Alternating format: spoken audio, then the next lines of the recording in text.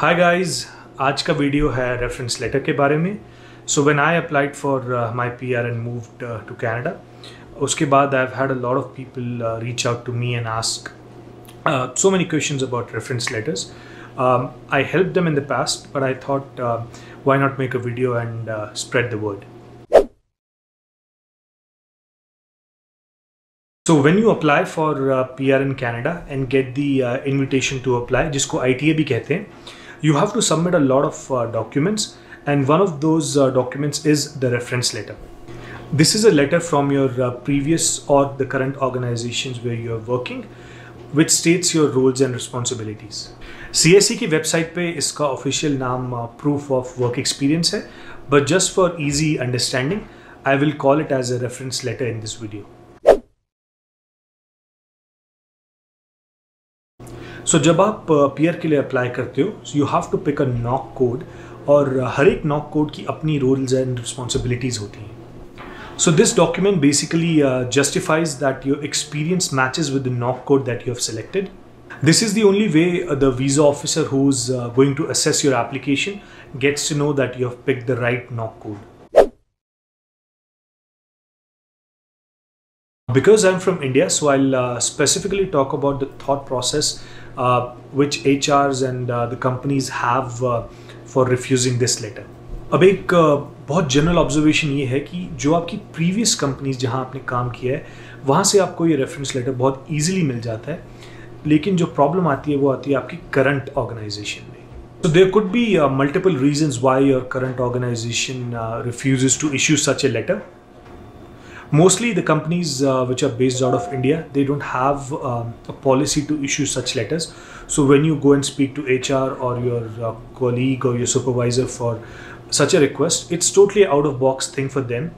So that is why when you speak to them, they are not comfortable issuing such letters, and probably they think if they do this for you, their job could also be at stake. To answer this question, no, you don't need the reference letter from all the companies that you worked with. इसको detail में समझने के लिए हमको express entry के point system को समझना पड़ेगा. अब फॉरेन वर्क एक्सपीरियंस के लिए एक्सप्रेस एंट्री का पॉइंट सिस्टम 3 पार्ट्स में डिवाइडेड है, which is basically 1 year, 2 year and 3 years. So what that means is, अगर आपका 3 साल या 3 साल से ज़्यादा का वर्क एक्सपीरियंस है, सो आपको एक्सप्रेस एंट्री में उसके पॉइंट्स सेम ही मिलेंगे.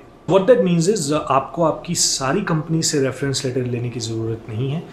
What you essentially need is last 3 years आपने जहाँ भी काम किया है उस कंपनी से आपको रेफरेंस लेटर चाहिए. अब इस चीज़ को बेटर एक एग्जांपल के साथ समझते हैं. अगर आपने लास्ट 3 साल से एक ही कंपनी में काम किया है, then you really don't need to ask your previous employer to provide you that letter. आप अपनी करंट कंपनी से वो लेटर लेके दे सकते हैं. बट जस्ट इन केस अगर आपने मल्टीपल कंपनी स्विच करी हैं, फॉर एग्जांपल अगर आपका टोटल एक्सपीरियंस 10 साल का है, आप अपनी करंट कंपनी में 2 साल से हो, then what you would need is आपके करंट कंपनी से letter and the previous one. So you really don't need to go beyond that. बहुत सारे लोगों का क्वेश्चन ये आता है कि अगर हमें बियॉन्ड 3 इयर्स का वर्क एक्सपीरियंस लेटर नहीं चाहिए, तो क्या हमें वो वर्क एक्सपीरियंस कहीं मेंशन भी नहीं करना है अपनी पीआर की एप्लीकेशन में? आपको डेफिनेटली अपना सारा work experience with the time duration that you worked in that company अपनी पीआर की एप्लीकेशन में मेंशन करना है. बिकॉज 3 साल या 3 साल से ज़्यादा के वर्क एक्सपीरियंस के पॉइंट्स सेम ही रहते हैं. So you really don't need to provide any documents जो भी आपका वर्क एक्सपीरियंस 3 साल से ज़्यादा है, but you definitely need to mention that in the personal history section. So उससे होगा क्या, आपको डॉक्यूमेंट्स नहीं देने पड़ेंगे उस कंपनी से, and also it justifies what you have done in that time period. आप जो भी वर्क एक्सपीरियंस अपनी पर्सनल हिस्ट्री सेक्शन के अंदर मेंशन करते हो, because you're not claiming any points for that, so you really don't have to provide any documents for that as well.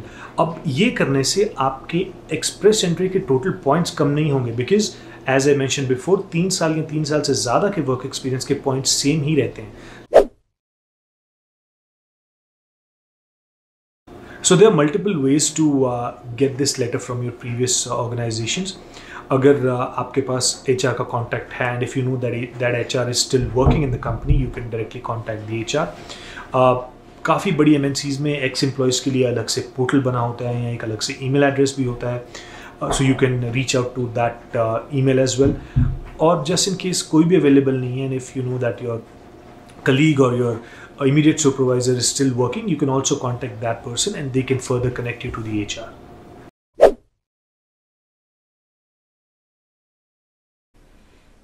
This is a very common question and honestly there is no fixed format.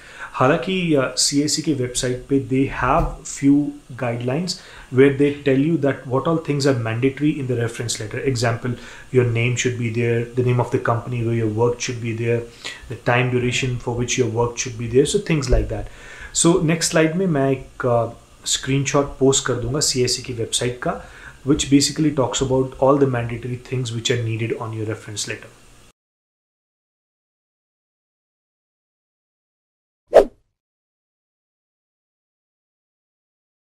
This is also a very common scenario and as I mentioned before, majority cases में आपकी current organization आपको ये letter देने से मना कर देगी. उन cases में there are other ways to get that letter. Some people would suggest that आप वो letter खुद print कर लो company के letterhead पे, but I would really not recommend doing anything like that because अगर वो चीज़ visa officer को पता लगती है, then there could be a ban of 5 years, which obviously you would not want. अब अगर आपकी कंपनी आपको रेफरेंस लेटर देने से मना करती है, सो इस सिचुएशन को डील करने का सही तरीका ये है कि आप अपने मैनेजर या HR जिसने भी आपको ये रेफरेंस लेटर देने से मना किया है, अगर वर्बली मना किया है, सो उस चीज़ को आप ईमेल पे लें. एंड सेकंड, आप एक एफिडेविट प्रिपेयर करें which is basically a self declaration, जहाँ पे कि जो मैंडेटरी चीज़ें CIC को चाहिए वो आप उसमें लिखें, अपनी rules and responsibilities NOC code के हिसाब से मेंशन करें. And then you get that letter signed by your supervisor or your colleague, whoever is comfortable in doing that. But you need to make sure that whoever is signing that affidavit for you, be it your colleague or be it your manager, that person should be available just in case the visa officer decides to reach out to him or her. And the person, whoever is signing that affidavit for you, if possible, please attach a copy of their ID card and a copy of their business card as well. ये चीज़ें mandatory नहीं हैं, but this just adds value to your application. As I said, try and get an official email from your supervisor or from your HR stating that they do not issue such a letter. Once you have everything in place, you need to make sure that आप उस affidavit को notary से जाके stamp करवा लें.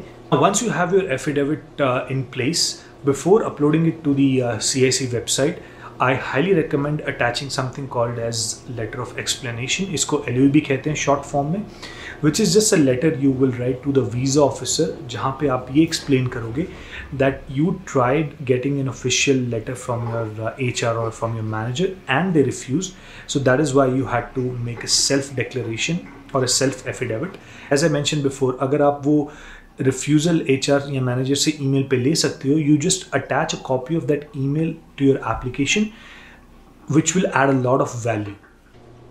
If you guys want, I will post a link to a sample affidavit letter which you can modify according to your needs. This is a letter that I use for my PR application as well. अब जो लोग self employed हैं उनके लिए भी CIC की website पे एक पर्टिकुलर क्राइटेरिया है which talks about what all documents are required and what should be stated on the letter. I will post a screenshot of that as well. So guys, this was it for today's video about the reference letter. If you have any questions, please feel free to reach out in the comment section of the video and I will try to respond as soon as possible. Thank you for watching. See you guys in the next vlog. Bye bye.